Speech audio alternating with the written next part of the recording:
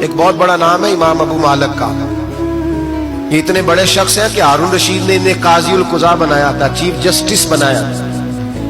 حضرت امام مالک کہتے ہیں میں غریب کا بیٹا تھا اور میری 6-7 بہنیں, میں اکیلا بھائی تھا. آپ فرماتے ہیں میرے ابا جی فوت ہو گئے.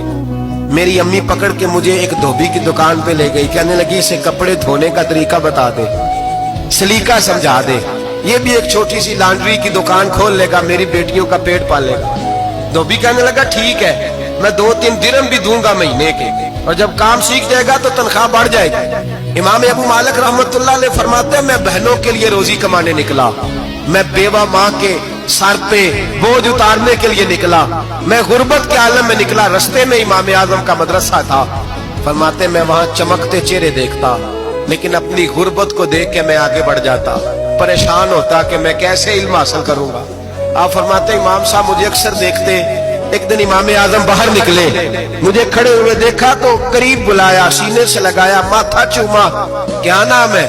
میں نے کہا ابو مالک میرا نام ہے. کہا تمہیں پڑھنے کا شوق ہے؟ کہا بڑا شوق ہے. کہنے لگے چل آ جا پڑھا کر, آ جا مدرسے میں پڑھا کر.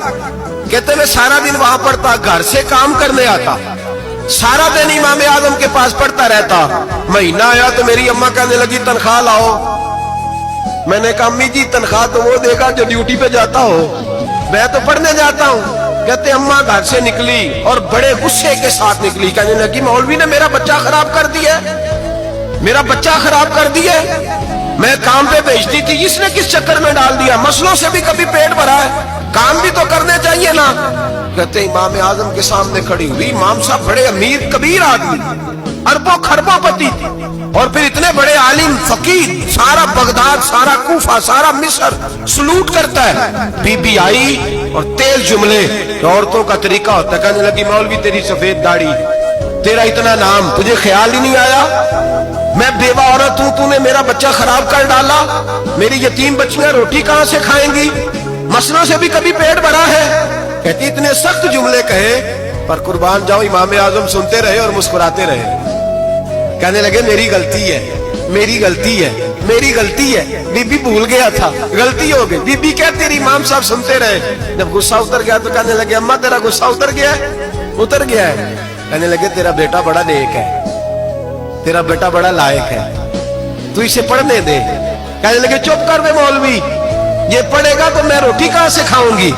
امام صاحب کہنے لگے مجھے بتائے گی تیرے گھر کا خرچہ کتنا ہے. اس نے ایک لفظ تو ہے 3 دینار کا, ایک روایت ایسی بھی لکھی ہے بزرگوں نے, کہنے لگی 40 درہم ہے. اور اماں کہتی میں نے جان بوجھ کے زیادہ بتائے, حالانکہ میں کناک کا خرچہ کرتی تھی, لیکن جب کھلا ڈلا کرے تو وہ والا خرچہ بتایا. میں نے کہا 40 درہم خرچہ ہے, تو دے گا؟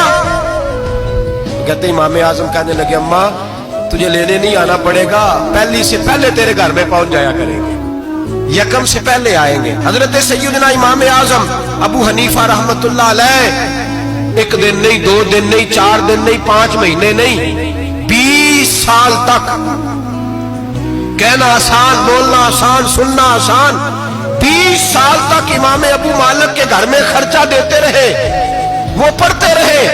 اماں کہنے لگی تو میرے بیٹے کو لگا تو لیا ہے, تو پڑھ کے بنے گا کیا؟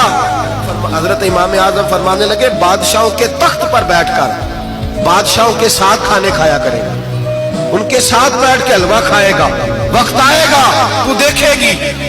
کہتے ہیں میرے امام انتقال کر گئے, وقت بیت گیا. ہارون رشید نے مجھے بلایا بغداد میں اور کہا میں آپ کو چیف جسٹس بنانے لگا ہوں. کہتے ہیں میں خوشی سے سجدے کرنے لگا, میں چیف جسٹس بنا. میں نے اپنی اماں کو خط لکھا کہ اماں بغداد آ جا, تیرے بیٹے کو اللہ نے بڑی شان عطا کر دی ہے. فرماتے ہیں ہارون رشید کی بیوی بڑی اولیاء کی, علماء کی بڑی فرما بردار تھی, محبت کرنے والی تھی. اس نے حلوہ بنا کے بھیجا, کھانا بنا کے بھیجا. ہارون رشید تخت پہ بیٹھ کے کھانے لگا تو کہنے لگا امام صاحب آپ بھی یہیں آ جائیں میرے ساتھ.